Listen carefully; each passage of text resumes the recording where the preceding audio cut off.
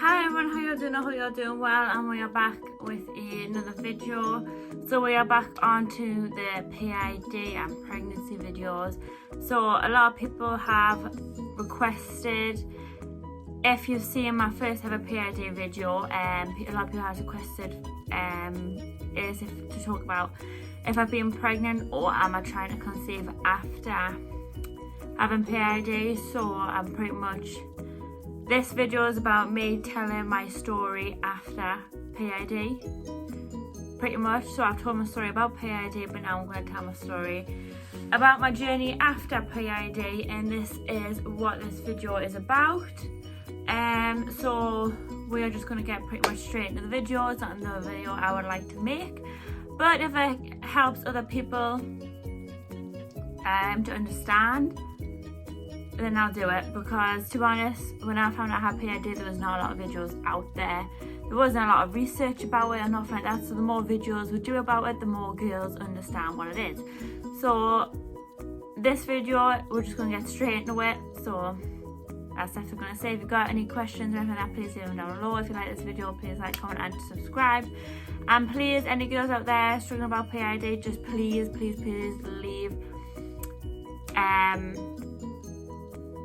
questions down below, like from symptoms to pregnancies, from anything you would like that involves PID, just please leave it down below. And let's cut that short and let's just get straight into the video. So let's just go back all the way to the beginning of everything to recap if you haven't seen my first PID video. Basically, I had PID about 2-3 years ago. Didn't realise I had it. I had an infection and it caused PID, but because I didn't know how an infection, it caused everything to inflame. They think I had the infection for about a year, but they think I had PID for maybe 4 months, I think they said, because I wasn't in serious pain. I had a 2 weeks of 2 lots of antibiotics to take, and the infection was pretty much gone. So I was lucky that I didn't have to go in a hospital and be put on IV, because some girls have to. So I was lucky with that. I can't remember what I was saying now. So that was about 3 years ago from now. So the reason I didn't know I had PID was because I was bleeding here and then everywhere, but I was also on the depot shot at the same time. So I thought the whole bleeding in between periods was my depot shot wearing out, because I didn't get another depot shot, because the way it was at the time, I wasn't registered to a doctor's, so I didn't get my depot shot. So that's what I thought it was. But then I started getting really bad back pains and things like that, and then obviously I started getting serious pains in my stomach, and then went to the doctor's and found out it was PID. Anyhow, that's my long story short. If you want to see the full video and symptoms and everything like that, I do have a PID video further back from this. But scrap that. Let's roll back to now. So let's say since having PID, yes, we've been trying to conceive. Have I felt pregnant once? No.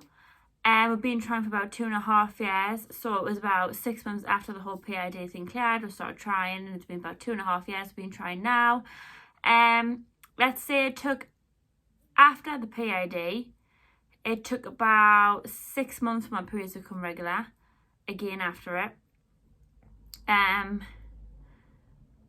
Haven't felt pregnant or nothing like that. I didn't really have, for about 1.5 years of it, I didn't, you know when you have like, you get sore boobs and everything like that, and you get acne and everything before your period. I never had any of that for a while, until like 4 months ago. I started getting sore boobs, and you know, I started getting acne when it comes to time of the month, because my hormones were imbalanced. I don't know if that was off the PID or the depot shot, whatever it was. Whatever it is, I don't want to know. So since then, I have been at the doctor's. I've had a scan done, like the jelly scans on my stomach. Nothing was wrong. There was nothing they could say was abnormal. They said everything looked fine. Which I was hoping there was something wrong, just to find out why I wasn't straight away, but everything was fine. They took my bloods, everything seemed fine hormonal wise and fertility wise with my bloods. Nothing was wrong with that. And then they took my height and BMI. So this was my last test before getting referred to a fertility clinic. And I've always had trouble putting on weight, not gonna lie. And at the minute I cannot be transferred to a fertility clinic because I am currently underweight apparently. So I'm 5'8", and I think I weigh 9 stone or just under 9 stone, and they want us to put half a stone on before referring us. And that was about, I think it was October time when I found out that. So I've been trying to put on weight, but you know, it is a slow progress putting on weight. But like I said, I've always struggled putting on weight, so it is pretty hard. I'm like eating double everything, and because I'm eating double of what I normally eat, I'm like going in a food coma straight away because I'm pushing my limits. I'm trying like protein shakes, anything with high calories I'm pretty much eating, and I'm eating the right foods as well. So yeah, that's the update on like trying to conceive after the whole PID thing. Haven't felt pregnant yet. Hopefully, fingers crossed soon. I know some girls that can take up to 3 to 4 years after having PID, and that's after the serious PID. I only had like a mild PID, and I'm still trying, but hey ho.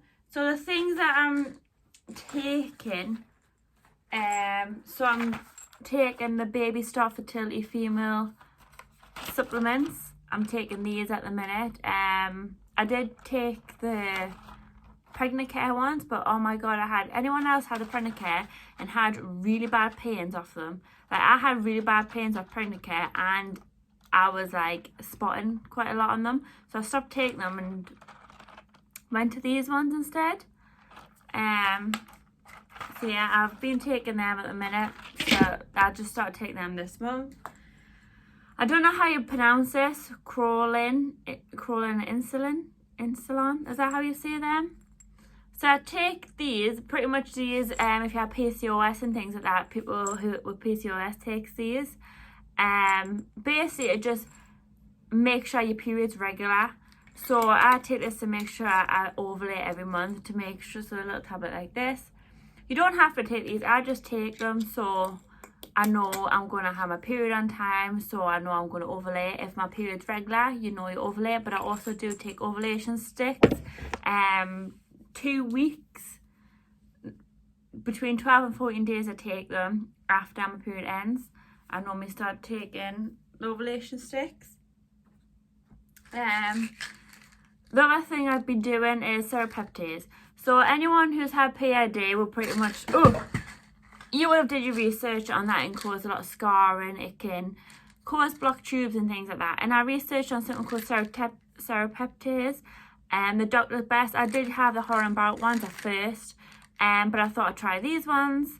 I'm ridiculous trying to remember how to take these because you have to take them on an empty stomach, and to be honest, my stomach's always full when you're trying to put on weight, so I always forget to take these. But yeah, if anyone who had PID and you've been told about scar tissue, if you've got scar tissue, serapeptase is like a natural way of like flushing it out. It's like a detox pretty much. It breaks down all the unwanted like scar tissue, and there's a lot of people who's had blocked tubes and have took this for like months on end, and then the tubes are just unblocked themselves, pretty much is what happened. So, and I've seen loads of good reviews about it. Has it happened yet for me? No, couldn't tell you why. But yeah, that is another thing I've been taking so far after it, is serapeptase. And anyone else who's had PID, and because PID can cause a lot of damage, that means it is irreversible. So once you've had PID and it caused damage, it will not go away. The damage is done pretty much. So I get a lot of back pain off it quite a bit now. I get a lot of tummy pain, so I have to use deep heat quite a lot going to sleep because of the pain.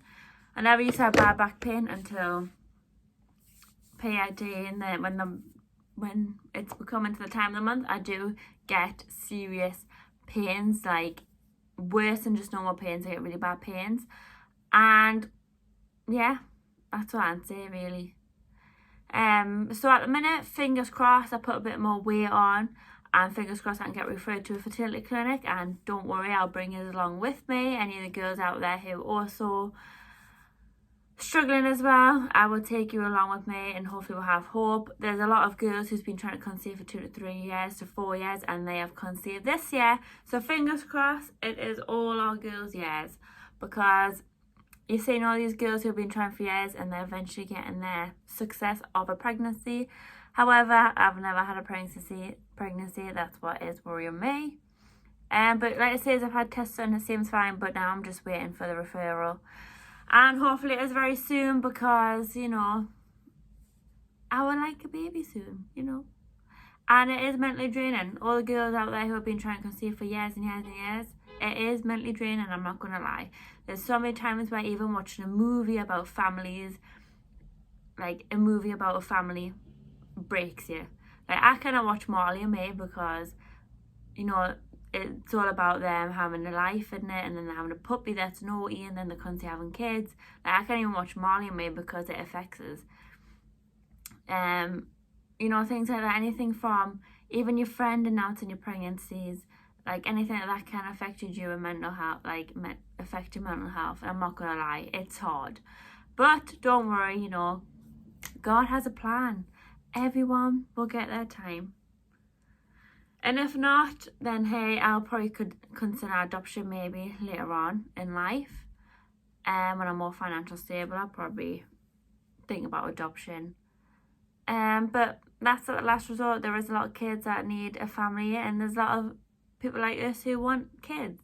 So there's a solution for everything, but I don't know if this video made sense at all. I feel like I've just rambled quite a lot, and I don't actually know what I've said in this video. If it doesn't make sense, then I'm gonna have to redo it. But hey, this video was just because everyone was asking is, have I become pregnant after PID, or am I trying? And they want a video on it, so I've given the video, and it's probably a rubbish video, but this is what I do. I talk, I don't know what I'm saying, I'm just telling you this as it comes to my head.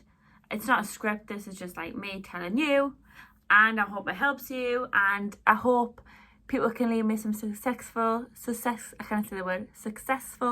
stories down below about how I'm PID and then conceiving. So yeah, if you like this video, please like, comment and subscribe, and I hope you all good luck. Bye.